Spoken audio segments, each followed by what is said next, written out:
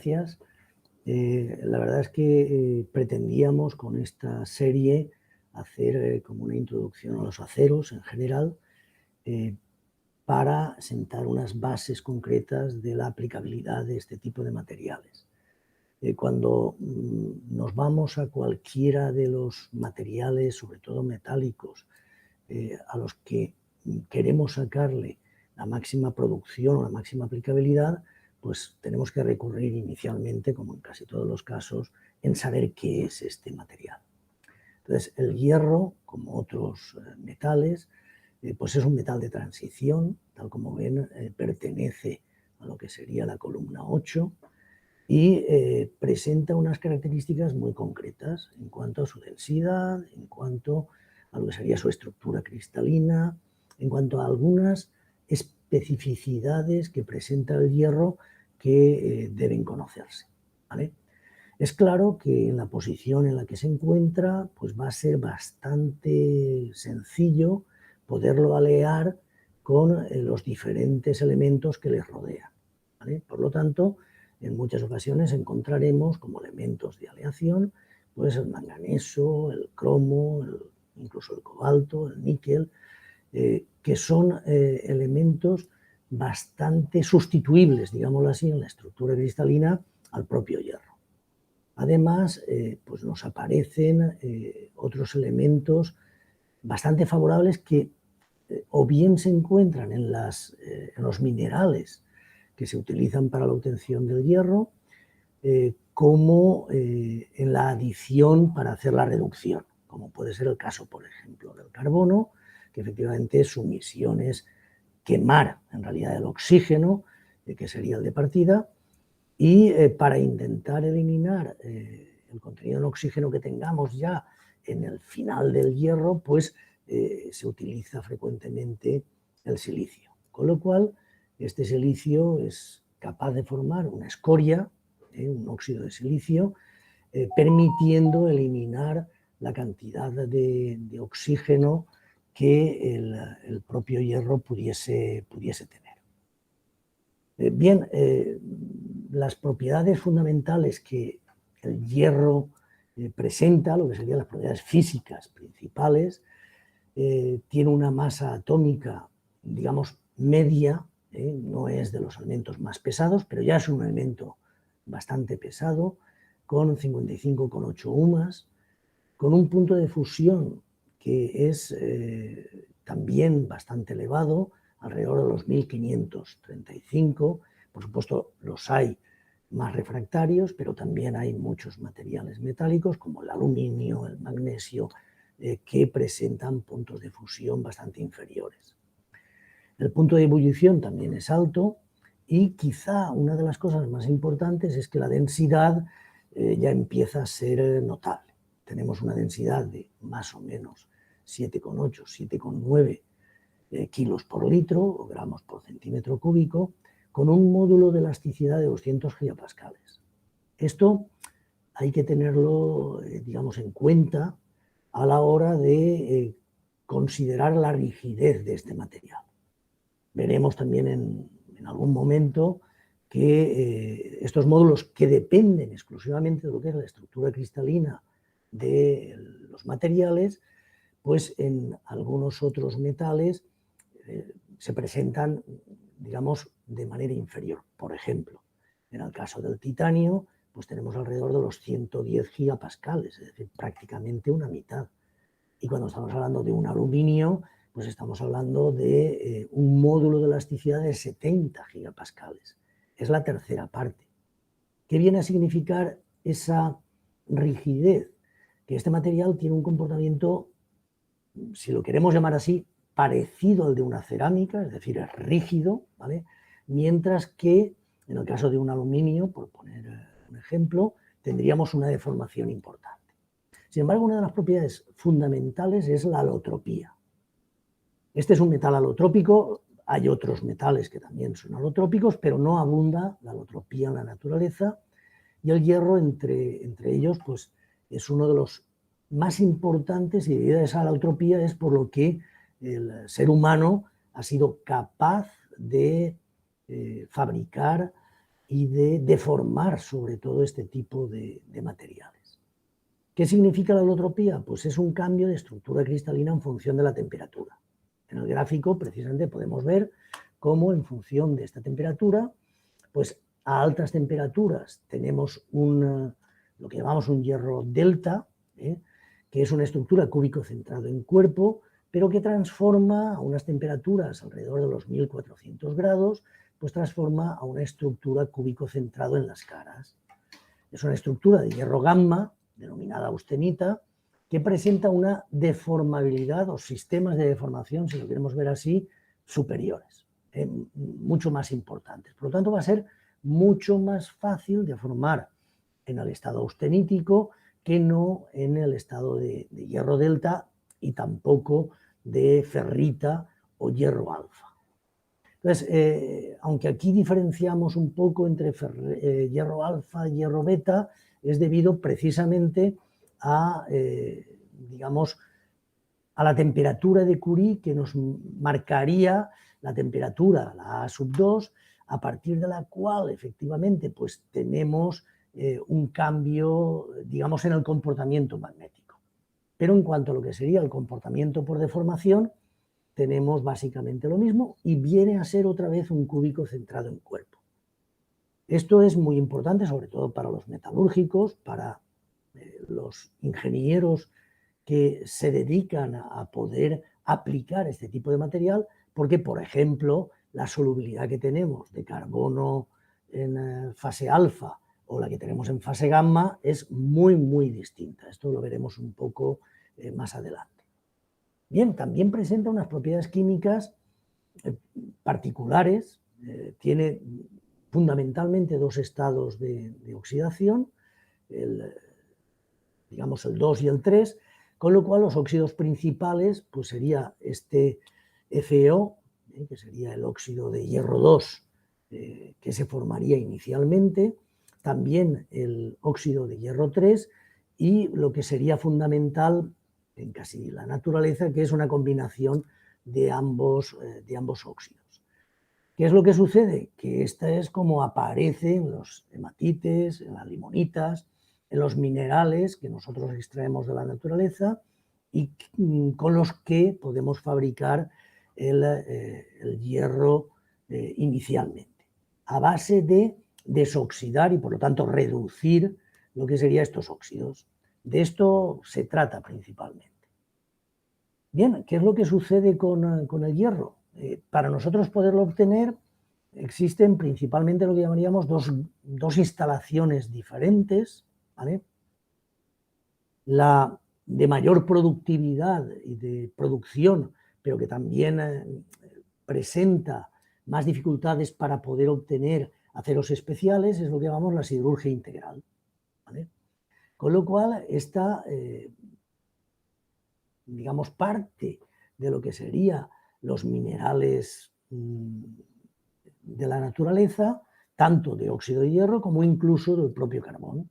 Con el carbón, en unas baterías especiales, pues haríamos y obtendríamos el coque, y a partir de ahí, pues vamos obteniendo en los hornos altos que tendríamos en las instalaciones, pues la primera fundición, que es una aleación pues, de hierro-carbono con un alto contenido en carbono, que se denomina, al menos en España, arrabio.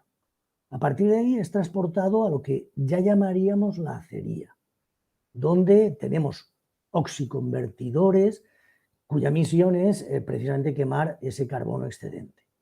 Y en muchas ocasiones, pues entre lo que sería el horno alto y lo que es el oxiconvertidor, pues hay unas distancias muy, muy considerables. Con lo cual, pues el transporte puede realizarse por cuchara o con cucharas si no hay mucha distancia, o si no, pues nos vamos a torpedos, que tal como ven ustedes, pues se trata de instalaciones que por vía férrea son capaces de transportar las toneladas que significan la radio que se va obteniendo.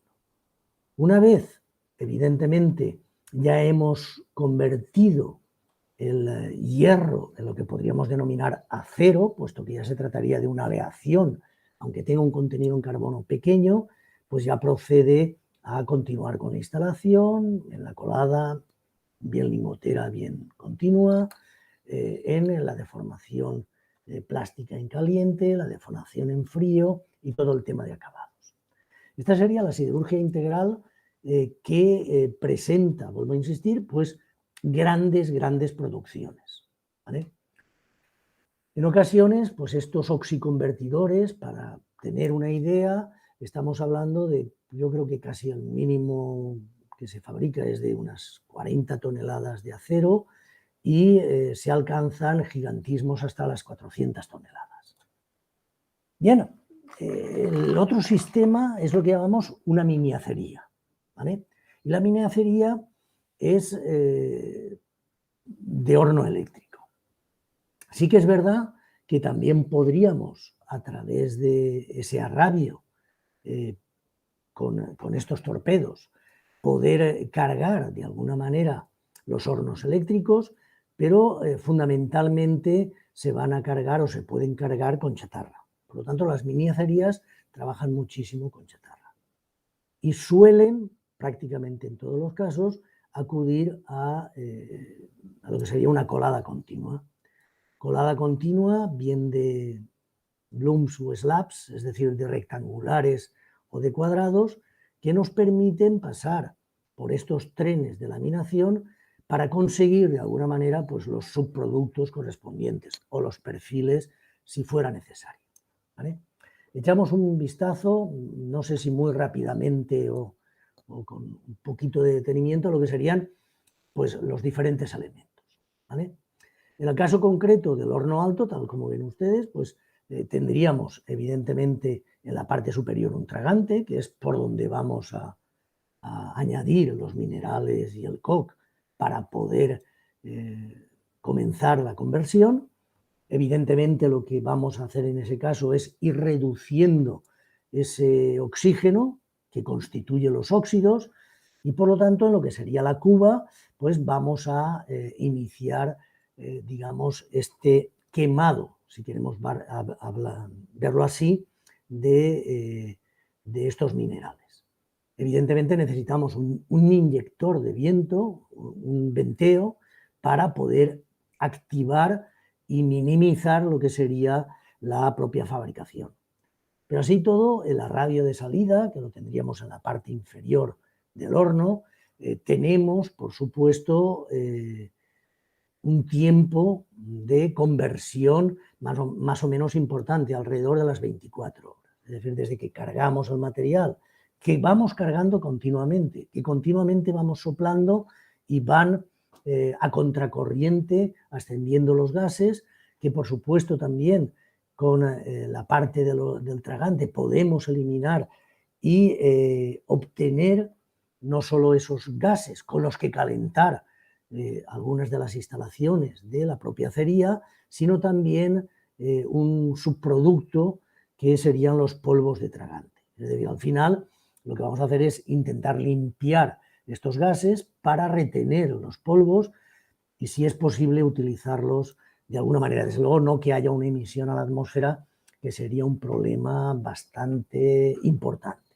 ¿vale? Una de las cosas fundamentales es que estos gases salen a muy alta temperatura y que, por lo tanto, la recuperación térmica es fundamental. Y esto se hace pues, con unas instalaciones que en las siderúrgicas integrales aparecen.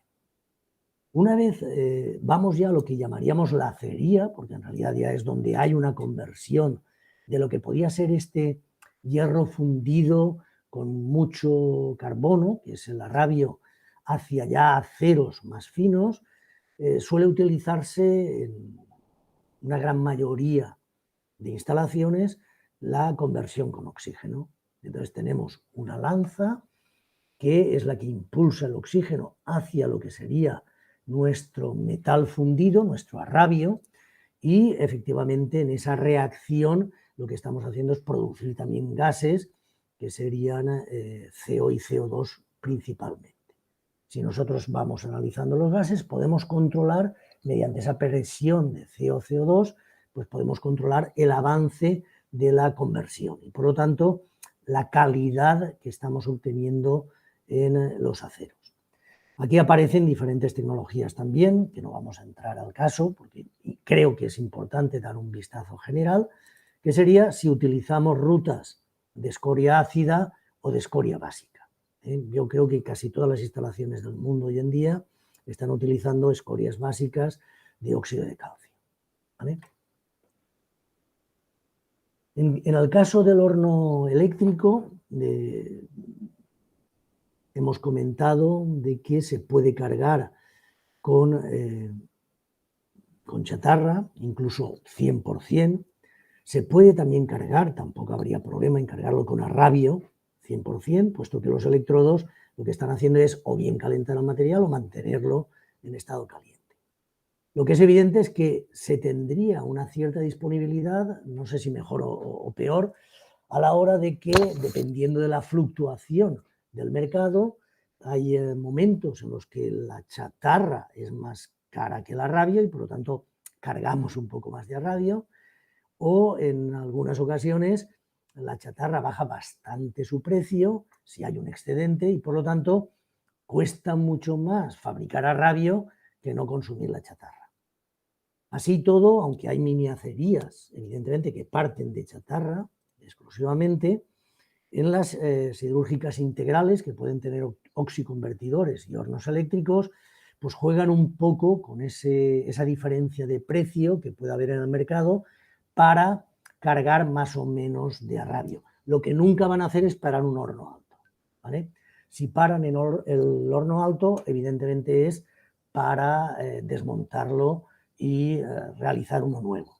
No se puede, es muy difícil apagarlo, hay que hacerlo con mucha lentitud durante varios meses y después el encendido también cuesta varios meses hasta alcanzar la temperatura de régimen. Bien, una vez ya tenemos, digamos, este acero fundido, lo que sí que se puede hacer es lo que llamamos una metalurgia secundaria, ¿vale? Se puede desgasificar de alguna manera el acero, se puede conseguir con ello aceros más limpios porque se puede controlar ya en cuchara prácticamente esa desgasificación, intentar también controlar la escoria y por supuesto controlar la composición, ¿vale? De manera que podemos alcanzar pues contenidos en azufre muy bajos. El fósforo es mucho más problemático a la hora de eliminar, pero se puede controlar muy bien pues, toda la morfología de inclusiones y con ello pues, mejorar las propiedades mecánicas, ¿vale? Está claro que dentro de los procesos hay muchísimos, no vamos a entrar en detalle, pero desde la desgasificación en cámara de vacío, que podríamos tener, hasta procesos de desgasificación, como ven ustedes en el segundo gráfico, de horno cuchara, con lo cual pasaríamos entre lo que sería el horno eléctrico que cuela directamente sobre un crisol y a partir de ahí pues va a la cuchara que desgasificamos mediante vacío. O bien desde esa... Sí, dime. Sí, sí, no, no, no. Sí, sí, sí. Sí, sí, sin problemas.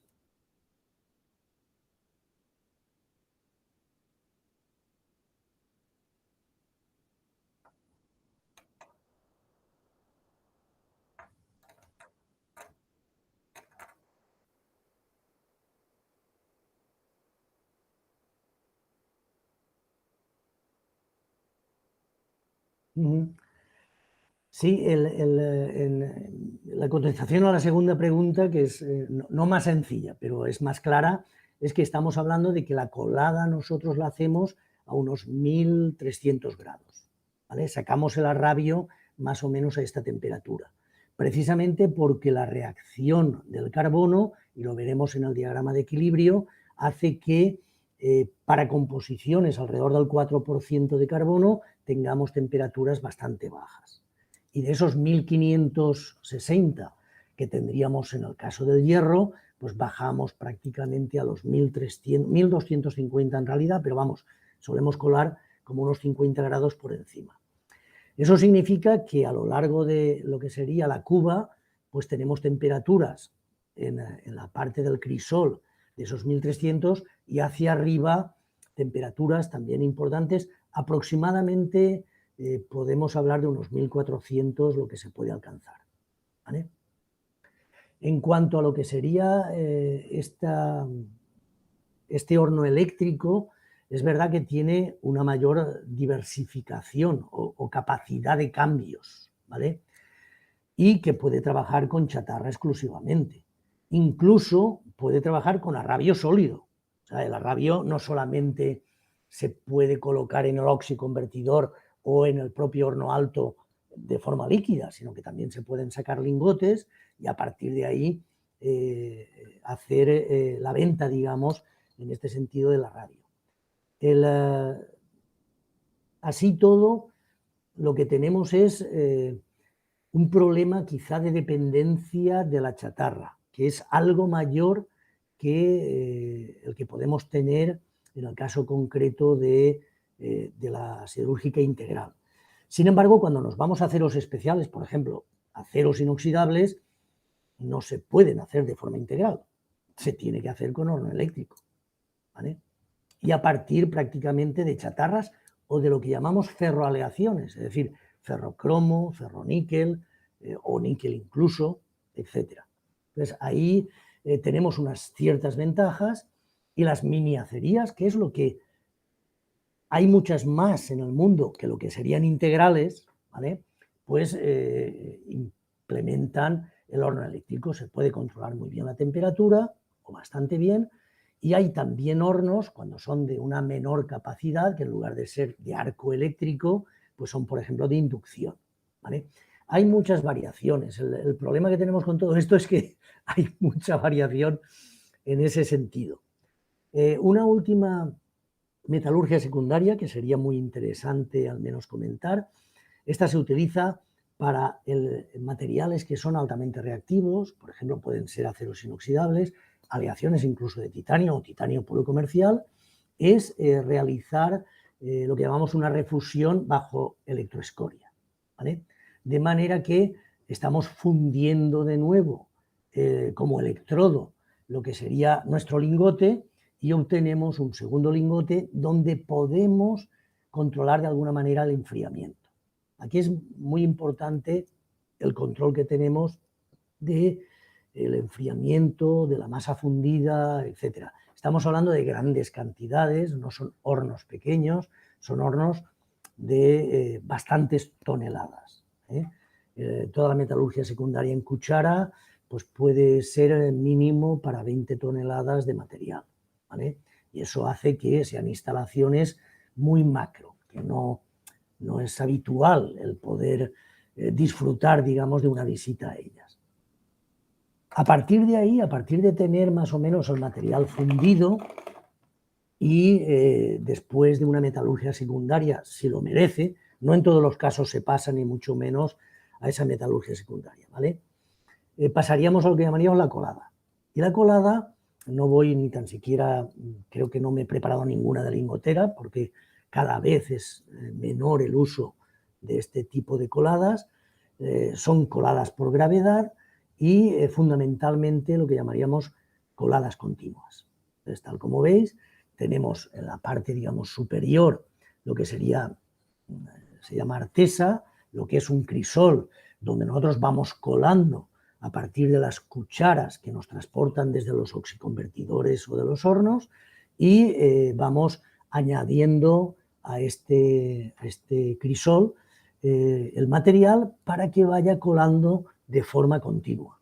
Tenemos unos enfriadores en la parte superior que nos da más o menos la forma ya que tendríamos en este caso la palanquilla, que serían productos cuadrados o pueden ser ligeramente rectangulares, que irían destinados principalmente o bien a redondos al final, alambres, por ejemplo, o bien a perfiles. Pero una de las más quizá importantes son todos los productos planos. O sea, se utiliza muchísimo el producto plano, la chapa, y por lo tanto la colada continua de productos planos resulta fundamental. Tal como veis, las instalaciones, la verdad es que son enormes, son muy grandes, tienen por supuesto sus problemas, por mucho que indiquemos de que es continua, no siempre podemos alcanzar una continuidad de muchas coladas, pero se han reportado, y sobre todo más antiguamente, pues coladas que pudieron hacer, por ejemplo, los japoneses, enlazando incluso 40 coladas continuadas, ¿vale? En un mismo proceso. Por supuesto, una vez ya estamos colando, hay máquinas de corte que van cortando estos productos planos para poder ser manipulados y llevarlos a laminación. Sí, dime.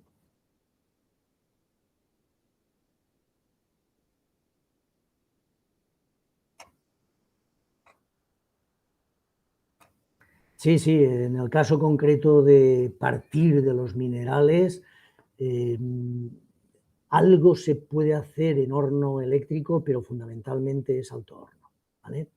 Entonces, hay también muchas técnicas para poder hacer esa mezcla correspondiente y no he entrado en ello porque ya sería entrar mucho, pero cuando nosotros queremos introducir el mineral y el coque, que no el carbón va hacia las baterías de coque para poder producir una combustión, digamos, sin aire, y por lo tanto lo que estamos haciendo en realidad del carbón es quitar los volátiles. Y nos queda lo que sería el carbón más purificado, en realidad lo que llamamos coque.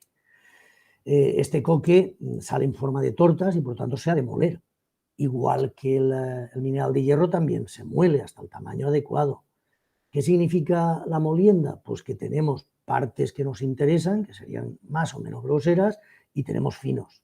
Pues bien, esa mezcla de finos podemos peletizarlo y tenemos otro nuevo producto que denominamos pellets o sinterizados, que son los que irían también como carga a bien el horno alto o bien incluso directamente a los oxiconvertidores o inclusive, si no es en mucha cantidad, a los hornos eléctricos. ¿Vale? Muy bien, sí.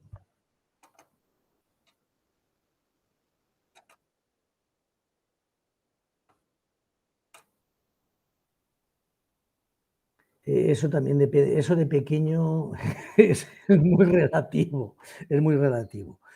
Pero también depende de la capacidad que pueda tener el horno.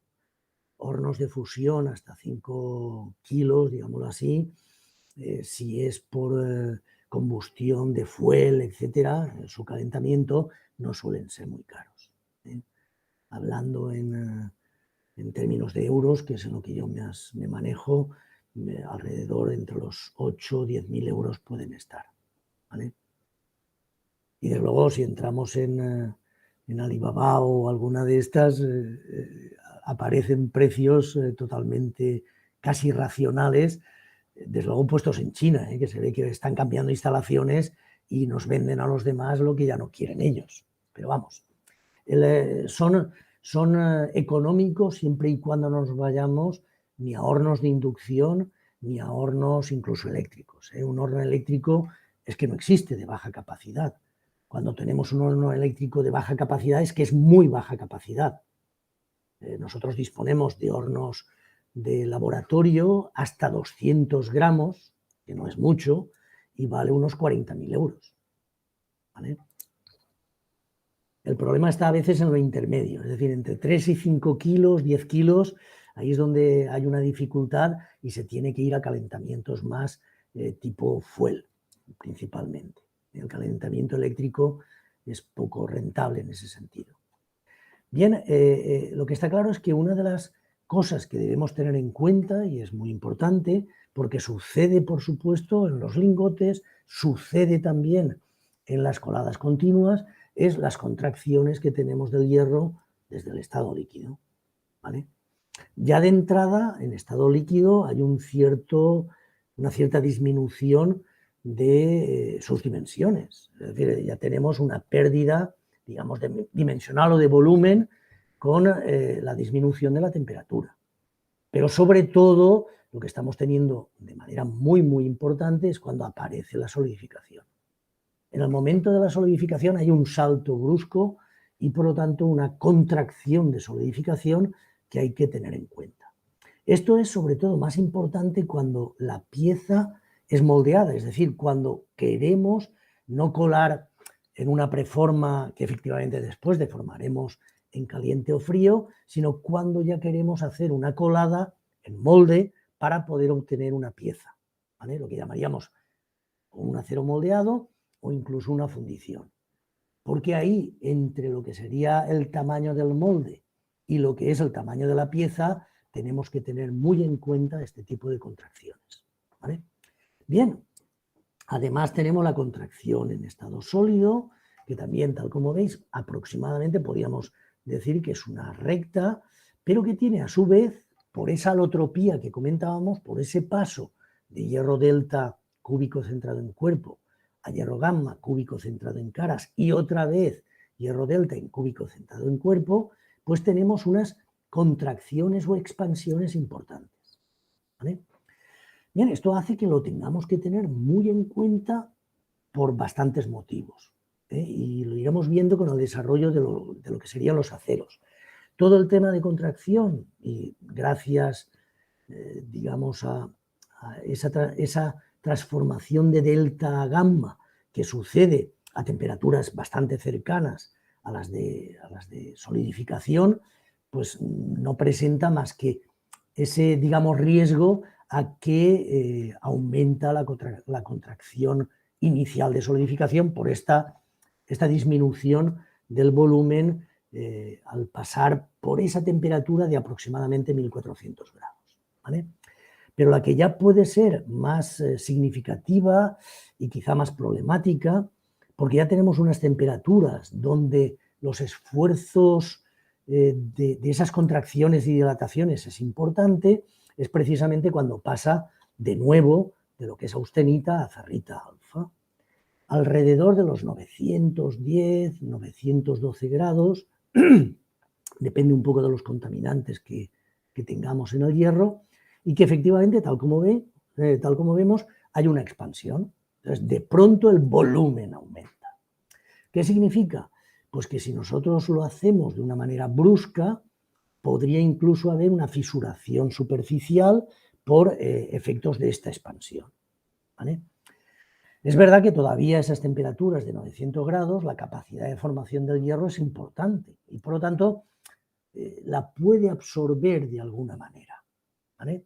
Es decir, esos esfuerzos que se generan por la dilatación, que serían hacia la superficie esfuerzos de compresión, evidentemente todavía los podría soportar el material sin fisurar extraordinariamente.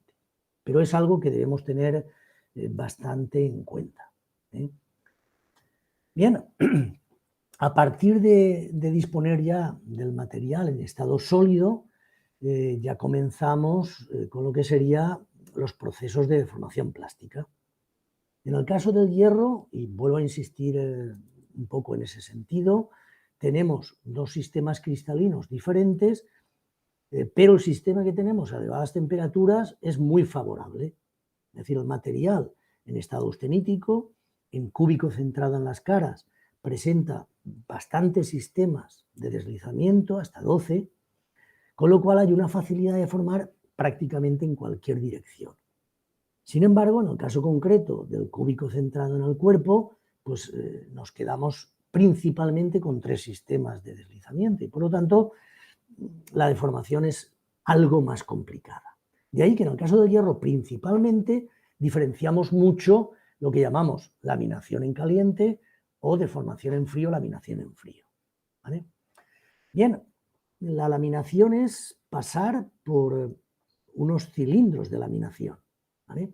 A mano derecha pues podemos ver una instalación donde está entrando el material con un espesor y sale con otro. Es difícil de poder evaluarlo así a simple vista, pero tenemos un esquema donde nos va indicando pues precisamente esa deformación o disminución que tenemos del espesor de la chapa. Si nosotros lo hacemos en una deformación, digamos, abierta, es decir, no confinamos el material en los cilindros, por regla general, el aumento del ancho es insignificante y la deformación se concentra en un aumento de la longitud, ¿vale? En el caso de la deformación en caliente, pues lo que hacemos es pasar por unos cilindros que pueden ser dúos, es decir, tenemos dos.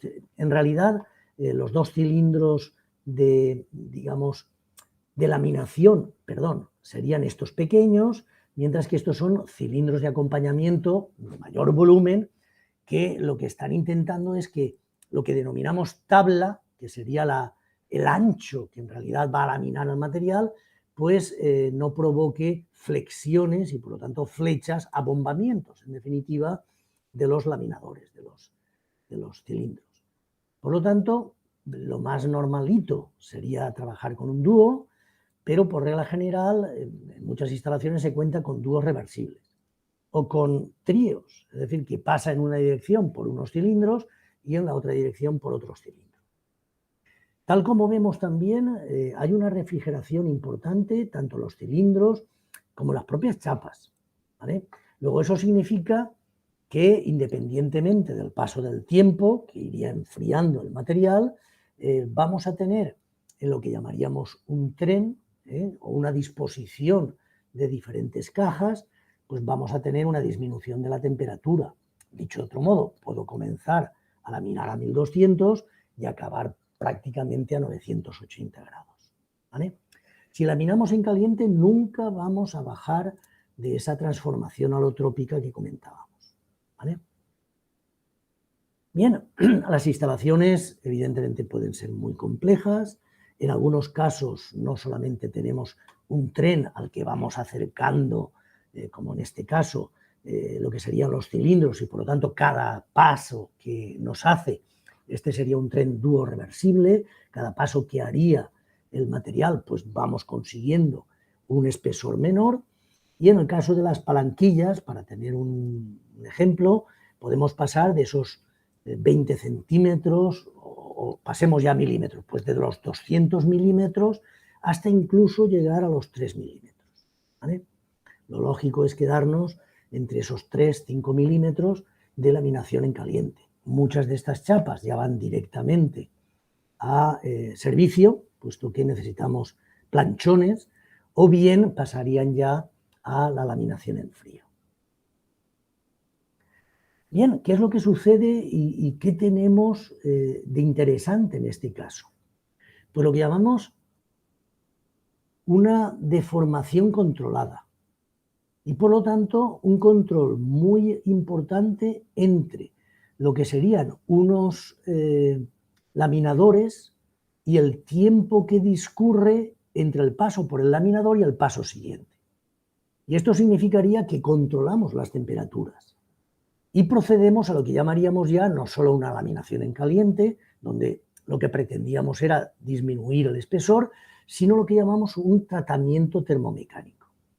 Porque en realidad este control exhaustivo, sobre todo de lo que sería el tren acabador, que tal como ven ustedes, pues ya es un tren de cilindros que iría acabando el sistema, pues podemos controlar de alguna manera bastante lo que sería los tratamientos intermedios, incluso lo que llamamos temples, que serían enfriamientos rápidos que suceden y por lo tanto la pérdida de temperatura de forma brusca entre los 1205 y dependiendo de la aleación de que se trate, incluso hasta alcanzar lo que serían temperaturas inferiores de 860 grados, ¿vale? Bien, esto hace que podamos controlar, en el caso de carburos, etcétera, el tamaño de estos carburos, la dispersión de los carburos y, por lo tanto, los efectos de endurecimiento, ¿vale?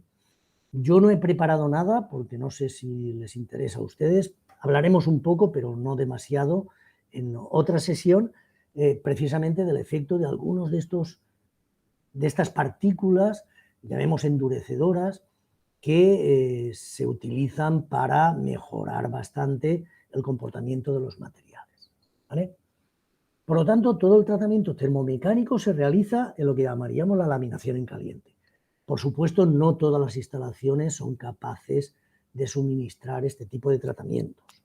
Hay muchos laminadores en caliente, pero no tantos, digamos, laminadores termomecánicos, ¿vale? Es complicado, como unas instalaciones, digamos, muy importantes en cuanto al control, fundamentalmente.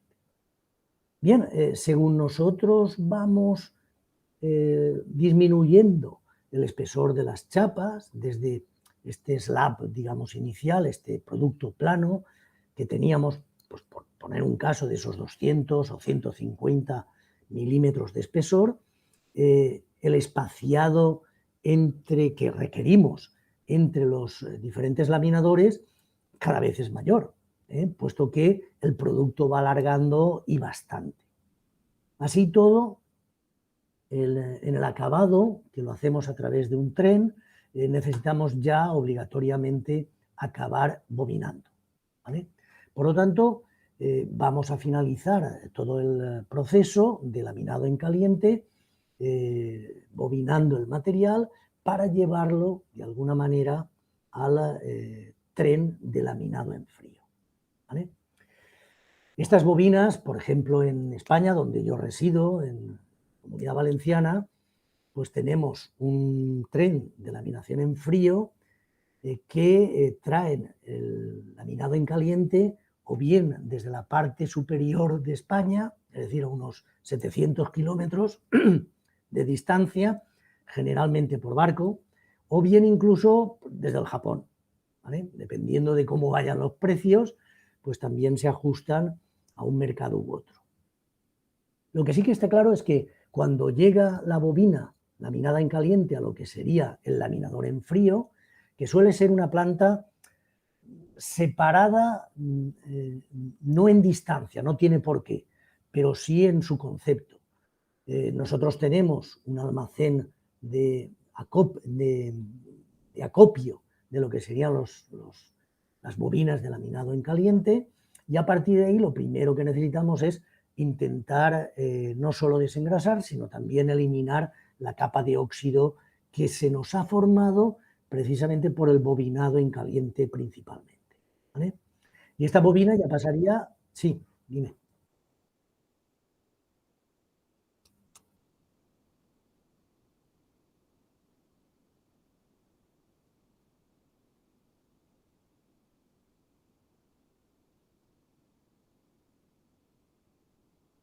Sí, sí, sí, claro, claro, sin problemas, ¿eh? Esto yo, digamos, te la puedo dejar a ti y efectivamente la difundes como quieras, ¿vale?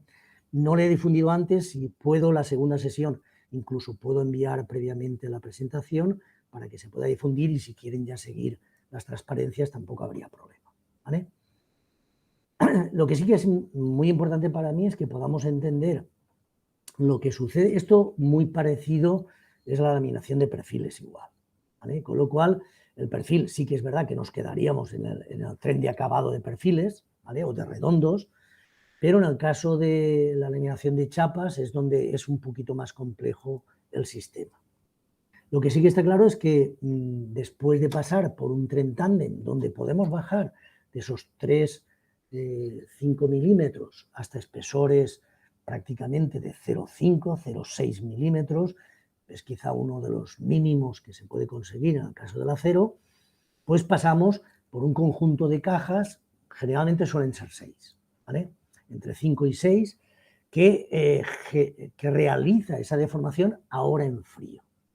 Por lo tanto, como estamos deformando en frío y estamos alcanzando un nivel de endurecimiento por deformación muy grande en el material, pues es necesario pasar a lo que sería un recocido. El recocido anteriormente era discontinuo, hace unos años. Yo creo que ahora casi todas las instalaciones tienen recocidos continuos. Y por lo tanto, como el tiempo de recocido es bastante largo, pues necesitamos de alguna manera tener todos estos reservorios de chapa para que no nos falte el paso también por lo que sería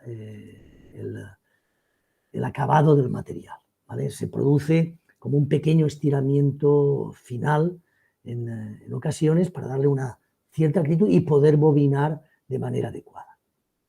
Una vez ya también bobinamos, pues pasaría a la etapa final, donde se hace precisamente un estirado último, un corte, si vamos evidentemente a cortar la chapa y venderla en forma de corte, o bien bobinarla y llevarla como una bobina laminada en frío, que es lo que suelen utilizar pues grandes consumidores de este material, como podrían ser pues, las industrias automovilísticas, etc.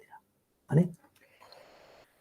Bien, hay ocasiones en las que podría a lo mejor no pasar directamente por el revenido y pasar incluso a una línea de limpieza electroquímica o electrolítica junto con un galvanizado o un electrofincado que de alguna manera me modifique también la superficie de la chapa. ¿Vale? Todo esto es importante a la hora de cómo es el suministro. De ahí que en muchas de las normativas aparezca diferentes denominaciones dependiendo del tipo de acabado que se utiliza en los aceros. ¿Vale? Desde lo que sería el acabado bruto de laminación, que sería principalmente el que saldría de estas bobinas laminadas en caliente, a productos ya mucho más refinados, con unas características superficiales concretas, con rugosidades controladas, etc. ¿Vale? Este sería un poco el principal, digamos, el tren laminador en frío, donde efectivamente pues, aquí tenemos la etapa final de laminación que sale ya por la última caja de este tren tándem. ¿Vale?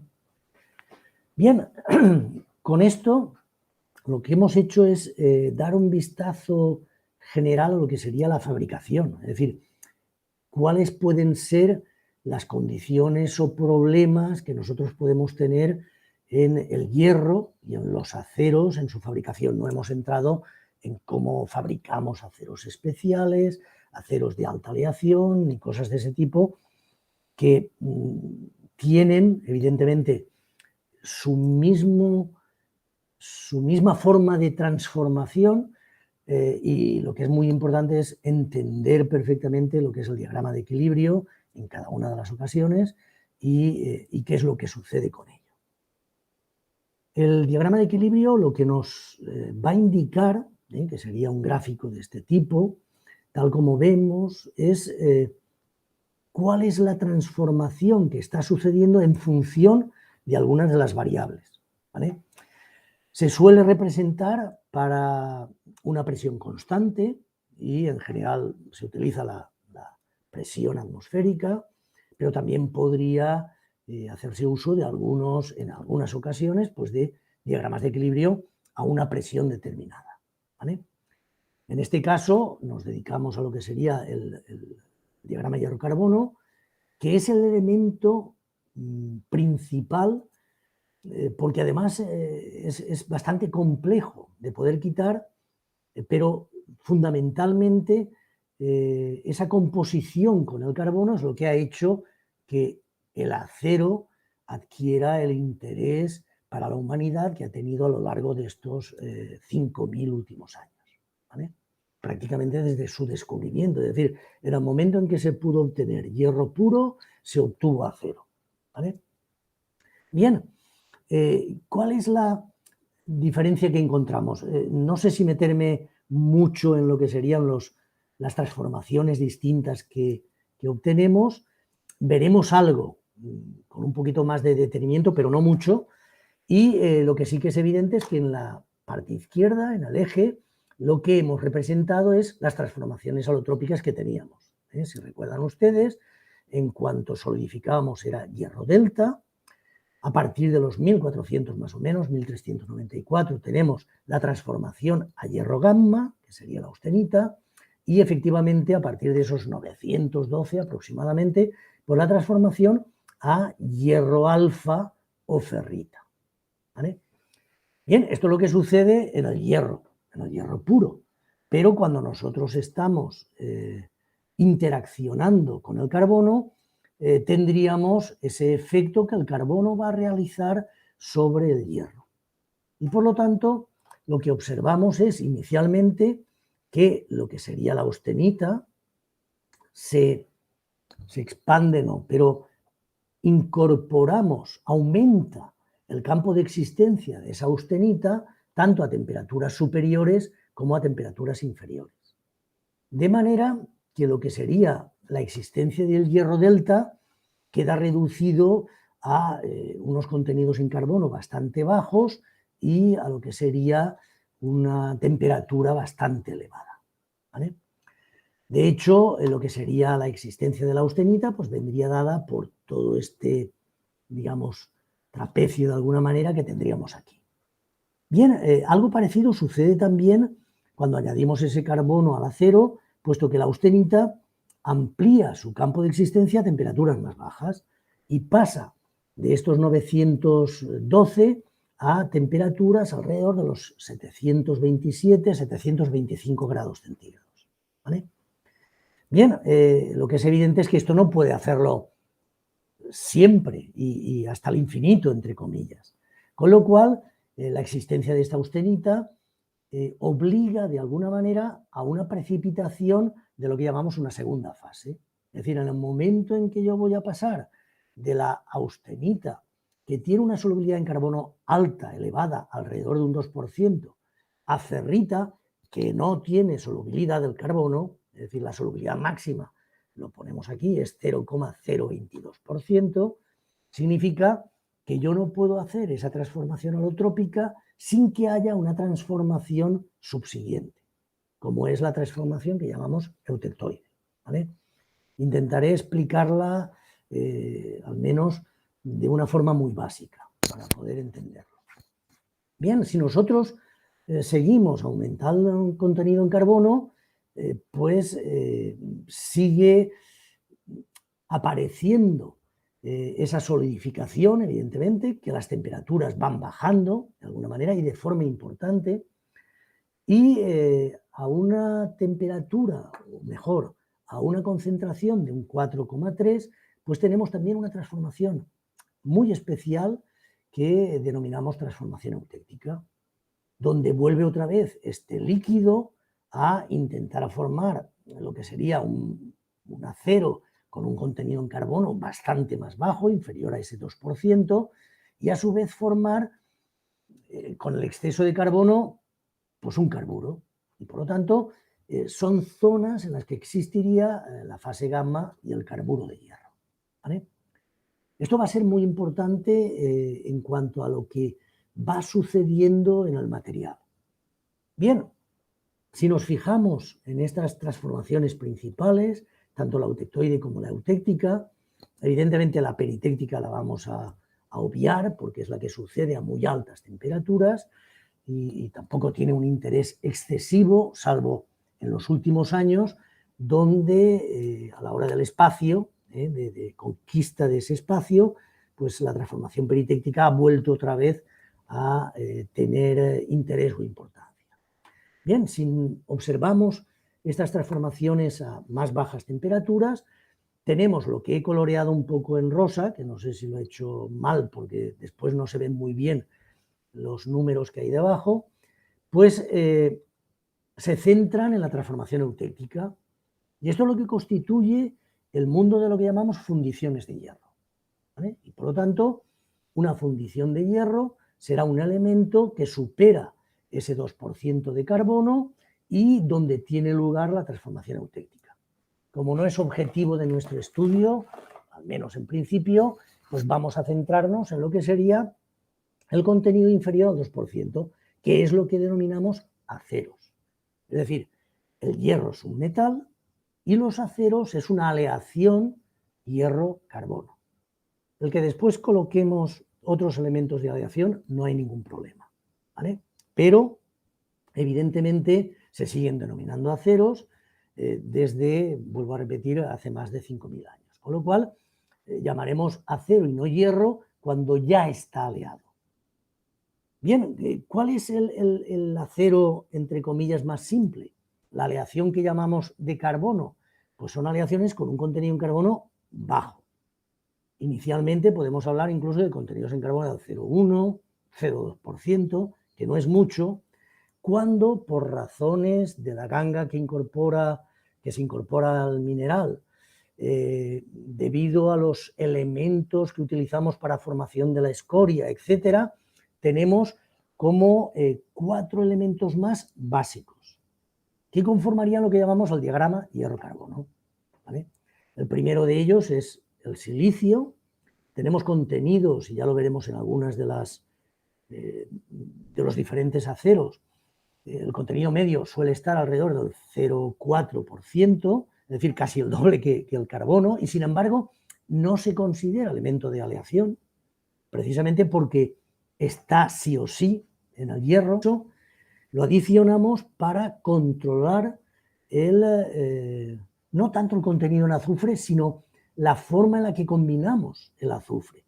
En lugar de formar sulfuros de hierro, que son frágiles, formaríamos sulfuros de manganeso, que son más dúctiles y por lo tanto deformables durante la laminación.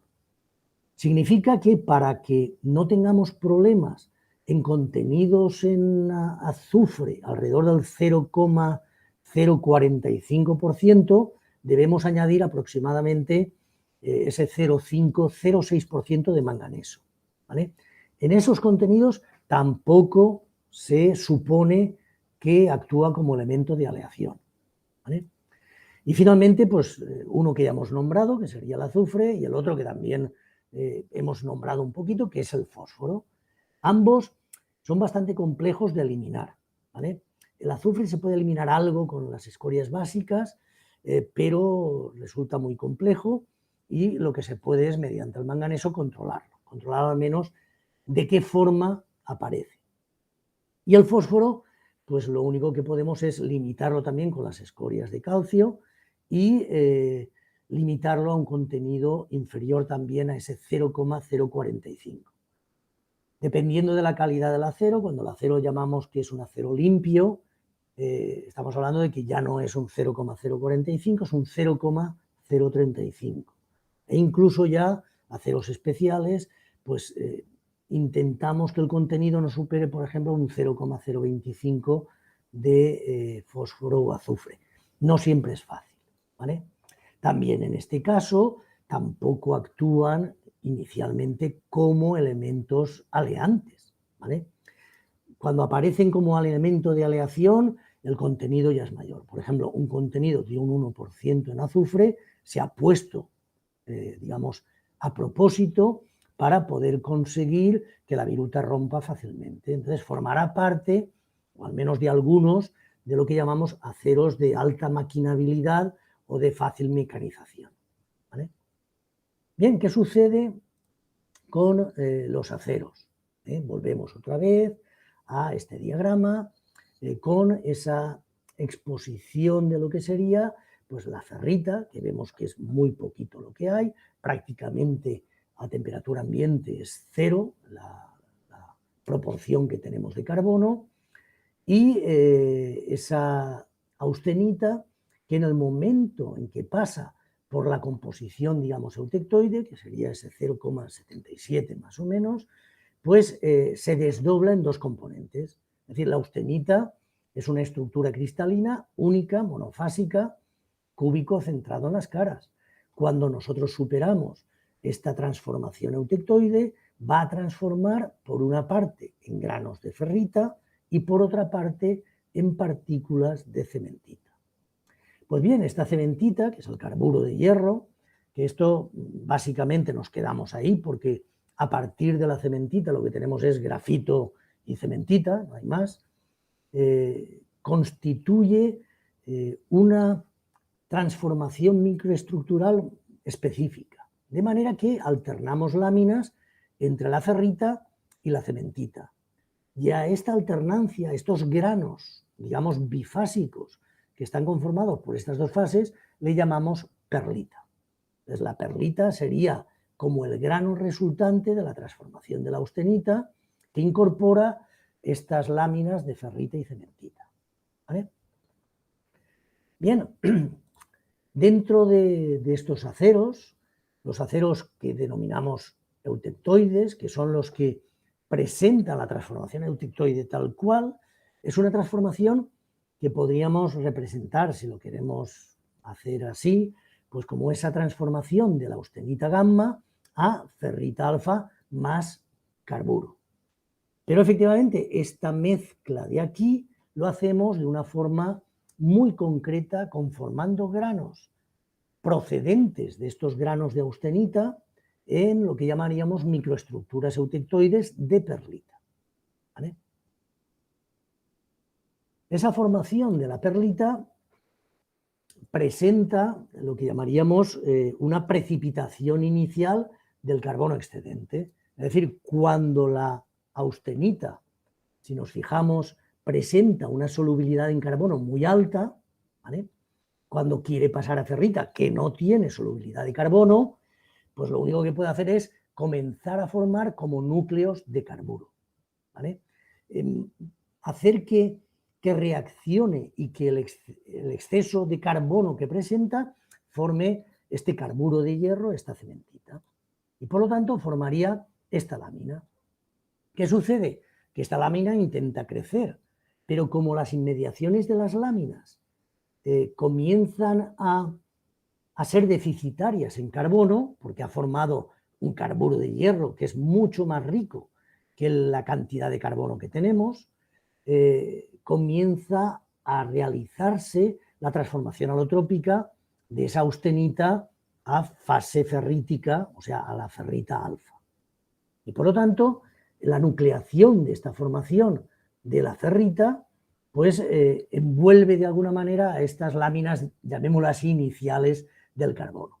De forma que la única cara que les queda para crecimiento prácticamente viene a ser esta. Y van creciendo aproximadamente, pero claro, cuando yo voy formando la ferrita alfa, aparece de nuevo un exceso de carbono. Y por lo tanto, el inicio y formación de nuevos precipitados alrededor de estas láminas, llamémosle así, o discos de hierro alfa, de carburo de hierro. De manera que al final tenemos como si fuera un empaquetamiento de láminas, ¿vale?, que nos conformarían las estructuras de esa perlita. Sí que es verdad de que pueden aparecer no solamente el crecimiento de estas láminas, sino la formación de algunos núcleos nuevos de esa cementita, no solo en lo que sería el borde de grano de la austenita anterior, sino también en zonas intermedias. Con lo cual, pues la perlita, digámoslo así, que se conformaría, comenzaría a cambiar también de orientación. ¿Vale? Esto es un poco lo que hemos intentado dibujar de alguna manera aquí, aunque nos hemos centrado, si se fijan ustedes, es la misma figura, solo que rayadita. ¿Vale? Bien, cuando nosotros, vamos a lo que sería la microestructura que nosotros vemos en un acero de este tipo, pues nos encontramos, si lo aprecian bien, pues en estas formaciones de estas láminas entre ferrita y perlita que conformarían toda la microestructura. Prácticamente aquí no se ve más que zonas, digamos, claroscuras procedentes de esa transformación a perlita. La diferencia que tenemos, y esto es fácil entenderlo, que tenemos entre unos granos donde se ven estas láminas perfectamente y otros donde no se ve nada, es precisamente por la orientación que estas láminas puedan tener. Si yo corto las láminas, digamos, perpendicularmente, pues veo muy bien las láminas. Si yo las corto de esta forma, las puedo ver incluso más, de manera más abundante, tendríamos más distancia entre ellas, ¿vale? Entonces, dependerá un poco de cómo sea la orientación el que tengamos finalmente pues, la microestructura de este acero eutectoide y de esta perlita. Esto es importante porque cuando vayamos a contenidos inferiores a este 0, digamos 0,8 por redondear, ¿vale?, o temperaturas superiores, la cosa va a cambiar, ¿vale? ¿Qué sucede cuando nosotros tenemos lo que llamamos aceros hipoeutectoides? Es decir, por debajo de la composición eutectoide, por lo tanto, por debajo de ese 0,8% de carbono. Pues que aparece digamos, tenemos dos líneas en lugar de solo un punto, que sería la transformación eutectoide y por lo tanto aparece la línea de inicio de transformación alotrópica, ¿vale? Con lo cual la austenita formaría fase ferrita, fase alfa, y cuando alcanza las temperaturas inferiores de transformación eutectoide ya está saturado. ¿Qué es lo que sucede con todo esto? Voy a ir a este que quizá lo veamos mejor, ¿vale? Cuando nosotros enfriamos, el material va a transformar a ferrita una parte y el resto de austenita irá asumiendo el carbono que no puede estar disuelto en la ferrita y por lo tanto irá discurriendo por esta línea. De manera que cuando nosotros bajamos hasta esta temperatura tendríamos una porción, esto nos lo da la regla de la palanca, ¿vale? Que sería todo este brazo de la palanca correspondiente a la cantidad de ferrita y este brazo de la palanca correspondiente a lo que llamaríamos la austenita residual, pero que en este caso ya la austenita tiene la composición eutectoide. Y por lo tanto, a partir de la temperatura de 725-27 grados, lo que va a hacer es esa austenita residual transformar a perlita. De ahí la importancia de explicar primero esa transformación a perlita y después lo que sería la transformación a perlita que tendríamos en el interior de la austenita que nos iría quedando. ¿De acuerdo? Bien, esto es lo que vemos en la imagen. Aquí claramente tenemos un acero, digamos, ferrítico-perlítico o hipoeutectoide, como lo queramos llamar, donde las fases claras, una vez hemos atacado la preparación metalográfica con nital, es la ferrita, es el hierro alfa, y esta parte oscura pues es la perlita. En el caso concreto de que nos apartemos de una composición con alto contenido en carbono, esta posiblemente estemos hablando de un acero con un 0,2% de carbono, pues la capacidad de poder ver las láminas en la perlita es menor. ¿De acuerdo? Bien, ¿qué sucede cuando nos vamos a los hiper? Es decir, cuando nos marchamos hacia la parte superior, a mayor contenido en carbono. Pues en este caso, lo que estamos haciendo es atravesando una nueva línea, ¿vale? Y esta línea de aquí es lo que llamamos una curva de Solbus o una línea de solubilidad máxima. Por lo tanto, la austenita es verdad que tiene una solubilidad de 2% de carbono, pero a 1180 grados. Es decir, cuando baja la temperatura, esa solubilidad va disminuyendo. Por lo tanto, si disminuye la solubilidad, hay un exceso de carbono. Una vez atraviesa la línea, por ejemplo, esta composición, ¿vale? Cuando atraviesa la línea, ya la austenita no es capaz de mantener en solución ese carbono. ¿Qué es lo que puede hacer? Pues formar la siguiente fase. ¿Y cuál es la fase que forma? La cementita, ¿vale? El carburo de hierro. Por lo tanto, hay un proceso de precipitación de esta cementita que fundamentalmente se origina en borde de grano. Por lo tanto, tendríamos, tal como intentamos representar aquí, pues un borde de grano que formaría como una especie de red o malla de cementita, que al fin y al cabo es un carburo y por lo tanto es un elemento cerámico y con ello, si ustedes lo conocen, pues es un material resistente pero frágil, ¿vale?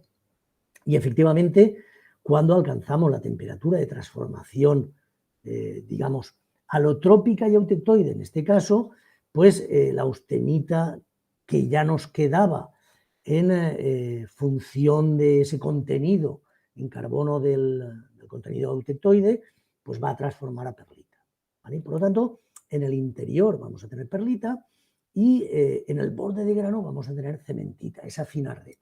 ¿Qué es lo que sucede? Si aplicamos la regla de la palanca, pues la cantidad de cementita que tenemos sería la que correspondería a este brazo, que es muy pequeño si lo comparamos con todo. Mientras que la cantidad de perlita sería todo este brazo, que es bastante grande, ¿vale? De ahí que la microestructura que observamos es muy semejante a la perlítica que hemos visto antes, pero donde observamos ahora más claramente un borde de grano claro que viene a corresponder a esta cementita. Esto lo que significa es que estos aceros hipereutectoides no son industriales, o por lo menos no son industriales en este estado, puesto que son enormemente frágiles. Yo esto lo quiero deformar y realmente lo que hago es romperlo, ¿vale? Son resistentes, pero son frágiles. Y por lo tanto, si nosotros vemos un poco la relación que tenemos entre las propiedades mecánicas, aquí lo hemos puesto como dureza, Rowell bola, pero podrían ser propiedades mecánicas, atracción o cualquier otra cosa, observamos que cuando aumenta el contenido en carbono, que a su vez podríamos decir que aumenta el contenido en perlita y por lo tanto el contenido en cementita, pues las propiedades mecánicas claramente van en aumento. Y prácticamente cuando llegamos a la transformación eutectoide llegamos a la saturación. Es decir, ya no hay un incremento importante ni de la dureza ni de la resistencia mecánica. Lo que sí que tenemos a partir de aquí es que la tenacidad o la deformación que es capaz de suministrarnos el material cae muy, muy bruscamente, ¿vale? Bien, con todo ello es fundamental, ya en un diagrama, digamos, que tendríamos de equilibrio hierro-carbono, pero correspondiente a los aceros, es ver qué sucede, qué tratamientos podemos realizar para o bien solubilizar aquellos carburos que se dejen, que no se dejan todos, pero evidentemente el carburo de hierro sí, para poder esferidizar incluso estos carburos y por lo tanto evitar la formación que tendríamos en borde de grano, para darle un temple o un normalizado al material, para realizar una austenización o un recocido de homogenización. Es decir, son diferentes tratamientos térmicos que de alguna manera podemos ir nombrando. No sé si ustedes quieren una explicación algo mayor, pero inicialmente tampoco tenía previsto entrar demasiado en ellos. Pero si fuera necesario, lo explicaría aunque fuera algo brevemente, ¿vale? Bien, ¿cómo clasificamos, por lo tanto, los aceros? Las clasificaciones son muy complejas, ¿vale? Tan complejas que en cualquier parte del mundo intentan clasificarlos de la mejor forma posible, pero es complicado. Y al final, pues nos quedamos con una clasificación muy genérica de aceros al carbono y aceros aleados, y dentro de estos aceros al carbono, pues aparecen los aceros bajo en carbono, medio o alto, y en el caso concreto de nuestra norma UNE, esto sería una norma española, pero sobre todo las normas europeas, la 10.020, pues lo hace como aceros no aleados y después aceros inoxidables y otros aceros aleados, ¿vale? Con lo cual, dentro de esos aceros no aleados, pues aparece también como aceros no aleados, no habla de al carbono solamente, ¿vale? Pero no aleados de calidad, no aleados especiales y altos en carbono. Ahí sí que coinciden un poco las dos clasificaciones genéricas que tenemos. Si vamos a lo que serían estos aceros aleados, fijémonos que las normas europeas son muy simplonas en ese sentido. Los inoxidables van por una parte y tienen su clasificación, y los otros aceros aleados son o bien de calidad o bien especiales, con lo cual también tenemos de todo. En el caso concreto de que nosotros vayamos a especificar un poquito mejor estos aceros aleados, los hay de baja aleación, aproximadamente por debajo incluso del 3% de elementos de aleación, los de alta aleación, donde ya estamos por encima de un 6% de elementos de aleación, los inoxidables, donde nos vamos incluso a 20 y un 30% de elementos de aleación, y los aceros de herramientas que conforman una tipología muy, muy especial, ¿vale? Vamos a dedicarnos hoy fundamentalmente a lo que sería aceros al carbono, y no sé si quiero pasarlo un poco rápido porque la información la tienen aquí, ¿vale? Cuando estamos hablando de bajo en carbono, estamos hablando de aceros con menos del 0,20% de carbono, incluso con una, digamos, soldabilidad correspondiente a un carbono equivalente, y para eso hay ecuaciones y fórmulas, de menor de un 0,4, ¿vale? Esto es muy importante porque podemos tener uso de estos materiales para embutición, por ejemplo, o embutición profunda, tanto de chapas delgadas como gruesas, o incluso para la conformación de perfiles y su utilización en construcción, ¿vale? En algunas ocasiones incluso el acero de construcción pasa aparte. Pero también dentro de estos aceros bajos en carbono aparecen lo que llamamos los de alta resistencia, los high strength low alloys, que contienen pequeñísimas cantidades, sobre todo de titanio, niobio, vanadio y en algunas ocasiones níquel, molibdeno y cobre, que permiten obtener límites elásticos bastante superiores a lo que sería el acero al carbono, tal como vemos, pasamos de 275 a 480 fácilmente, que son dúctiles y bastante mecanizables, ¿vale? También son más resistentes a la corrosión y siempre pueden sustituir estos aceros al carbono allá donde necesitemos una mayor resistencia mecánica. Bien, los aceros medios son principalmente aquellos que van entre 0,25 y 0,6 y son lo que llamaríamos aquellos tratables térmicamente, los que podemos austenizar, templar, revenir, recristalizar, aunque esta recristalización se puede hacer en cualquiera de ellos, ¿vale? También estos aceros medios podríamos, para mejorar la templabilidad, añadir muy pequeñas cantidades, inferiores a ese 3%, por supuesto, de algunos elementos de adición como el cromo, níquel o molibdeno. Cuando hablamos ya altos en carbono, nos vamos entre ese 0,6, es decir, aceros eutectoides e hipereutectoides, ¿vale? Los que están alrededor de esa transformación. Ya hemos visto que son más resistentes, pero también son menos dúctiles y desde luego con temples revenidos esto alcanza una dureza muy grande, pero una fragilidad importante, ¿vale? Suelen ser muy resistentes al desgaste y por lo tanto se pueden utilizar como herramientas en general y herramientas de corte en particular, ¿vale? Algunas de las matrices, punzones, etcétera, pueden realizarse con este tipo de materiales de aceros altos en carbono, pero sobre todo cuando comenzamos a alear es donde la formación de carburos principalmente nos permiten una mayor resistencia y comienzan a formar parte de los aceros, digamos, semialeados o aleados. Bien, dentro de los grupos importantes que nosotros tenemos, y vuelvo a repetir, esto lo van a tener ustedes, con lo cual no es fundamental ver, pero sí que nos fijamos en lo que sería la resistencia máxima que tendríamos, ¿vale?, con respecto a la calidad que nosotros podemos tener para los aceros de embutición. Tal como ven, tenemos muy bajo contenido en carbono, incluso yo diría que el 0,12 es bastante alto en este sentido y generalmente solemos trabajar entre 0,08, 0,02 ya es de muy alta calidad, ¿vale? Y tal como ven, si aumentamos el contenido en carbono, pues aumentamos ligeramente el máximo de estas propiedades mecánicas que tendríamos, ¿vale? También es cierto que disminuimos, tal como ven, la capacidad de deformación en frío, ¿de acuerdo? Y tal como observan, mayor calidad en el material, ya aceros de calidad, pues presentan contenidos en azufre y fósforo, sobre todo de un menor valor que lo que serían los más económicos. Iba a decir los más burdos, pero tampoco es eso, ¿vale?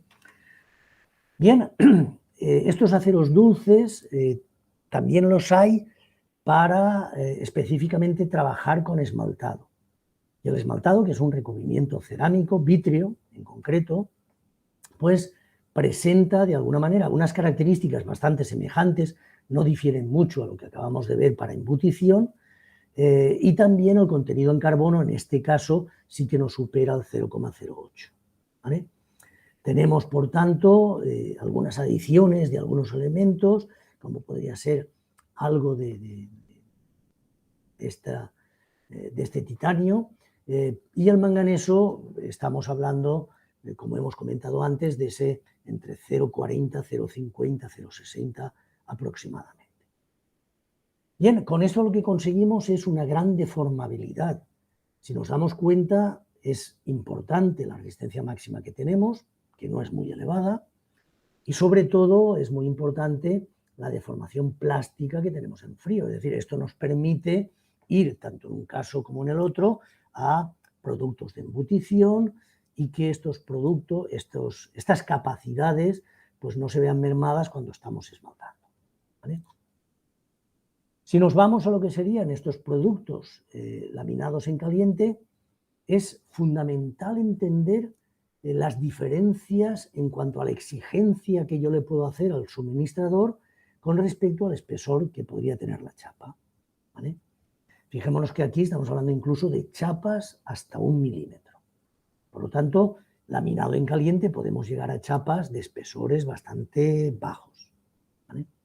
Lo que está claro es que entre los 2 y los 11 milímetros pues tenemos unas características, tal como vemos, ligeramente inferiores a las que podemos exigir ya en chapas más controladas, que han pasado por estos trenes de laminación en caliente de acabado y que nos permiten utilizarlas con unas deformaciones, unas capacidades de deformación todavía bastante importantes. Estamos hablando de ese 22-30% que es elevado, ¿vale?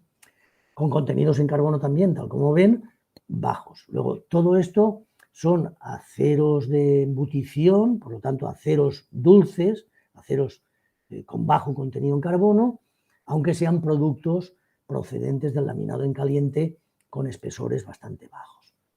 Algunos de ellos, evidentemente, vamos a procurar, por ejemplo, realizar extintores, que son de embutición profunda, de productos laminados en caliente, o, por ejemplo, botellas o bombonas de gases licuados del petróleo, de GLPs o de butano, que se utiliza bastante en España.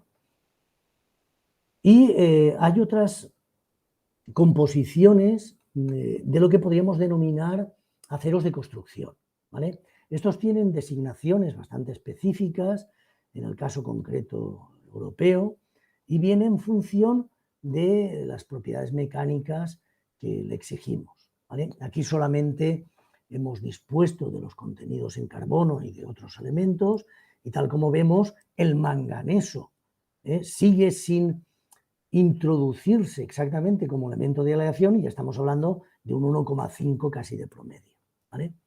Lo que sí que es fundamental es poder calcular lo que llamamos el carbono equivalente, que no es más que la adición al contenido en carbono real que tenemos, es decir, a este de aquí, del contenido que tendríamos en manganeso, eso sí, dividido por 6, pero también al contenido en cromo, molibdeno, vanadio, que no siempre tiene por qué incorporarse en este tipo de aceros, dividido por 5, y la adición de níquel y cobre, que en este caso sí que lleva ciertos contenidos en cobre, dividido por 15.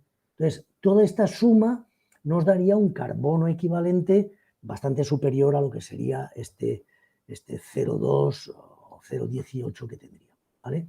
Con propiedades, tal como hemos comentado, que ya están en la designación simbólica de entrada, ¿vale? También hay una designación numérica para que no haya ningún tipo de error. Y, por supuesto, las diferencias entre el JR, J0 o J2 es sobre todo el nivel de acabado superficial, ¿vale? Bien, otros aceros, digamos, es importante también en este caso, no solamente las propiedades mecánicas que tenemos, la resistencia a tracción, que tendríamos dependiendo de este espesor, que tal como vemos, pues el límite elástico es importante, puesto que designa el tipo de material, como la carga de rotura, que también va aumentando dependiendo del incremento de la composición química y del contenido en carbono, ¿vale? También el alargamiento es fundamental y tenemos todavía alargamientos importantes. Por lo tanto, estas vigas, estas chapas, estos redondos que se utilizan en los aceros de construcción permiten esa deformación. Creo que todos ustedes conocen perfectamente la capacidad de doblado que tiene un redondo para armadura del hormigón, del concreto. Con lo cual, evidentemente, si no tuviésemos esa capacidad de deformación, romperíamos la barra. Bien, dentro de estos aceros de construcción, cuando ya nos vamos hacia algo más especial, pues cabe señalar estos laminados termomecánicamente. Recuerdan ustedes que hablábamos de, en esa laminación en caliente, hacer unos tratamientos que combinasen el control de la temperatura y el control de la deformación. Con lo cual, con unas composiciones bastante semejantes, eso sí, con ya una cierta adición de algunos elementos de aleación, que es verdad que siempre controlamos lo que sería nuestro máximo, ¿vale? Y solamente en el caso del aluminio total, pues es donde controlaríamos un mínimo, nos va a permitir obtener pues unas propiedades mecánicas ya bastante más elevadas, ¿vale? Y sobre todo en aquellos ya especiales, como serían los aceros S600 o S hasta los 960, donde alcanzamos ya resistencias a tracción de 1250 megapascales, ¿vale? Es verdad que nos movemos alrededor de los 1000. Es importante también poder observar la capacidad de doblado que tenemos a 180 grados, puesto que siempre vamos a estar exigiéndoles un cierto alargamiento residual, que tal como observan, pues también es importante, ¿vale? En estos de mayores resistencias ya comenzamos a disponer de no demasiada capacidad de deformación, pero todavía sigue siendo bastante reseñable. Bien, ya prácticamente para finalizar, dentro de los aceros también de construcción, pues aparecen estos aceros que ya he comentado un poquito con respecto a esa embutición de laminados en caliente, que serían los aceros para recipientes a presión, tanto para realizar calderas, depósitos, esas bombonas de butano que presentan una presión importante en su interior y que requerimos que tengan deformaciones bastante notables. Con lo cual, vamos a trabajar con aceros, por supuesto, soldables, porque saben ustedes que prácticamente todos estos recipientes a presión, en mayor o menor medida, tienen que sufrir soldaduras o procesos de unión por soldadura, y por lo tanto nos movemos en contenidos en carbono alrededor de ese 0,18, 0,20, con pocos elementos de aleación que permiten asegurar que nos encontramos a veces con carbonos equivalentes alrededor del 0,25. Por lo tanto, son materiales muy soldables, perfectamente soldables, con características mecánicas que van a aumentar, por supuesto, van a ir incrementándose según vamos aumentando el contenido en carbono.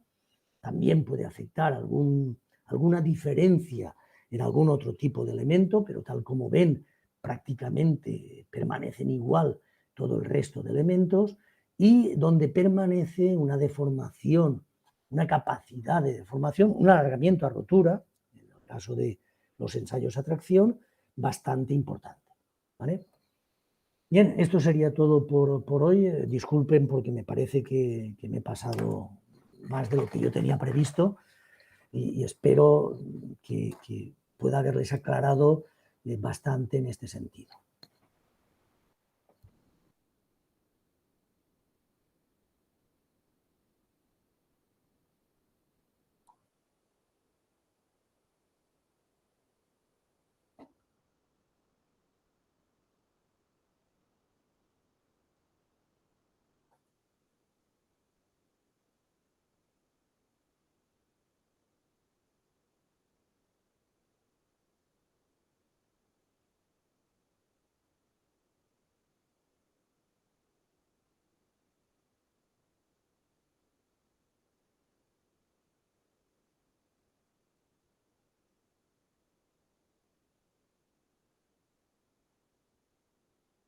Muchísimas gracias. Vale, feliz día a todos. Hasta luego.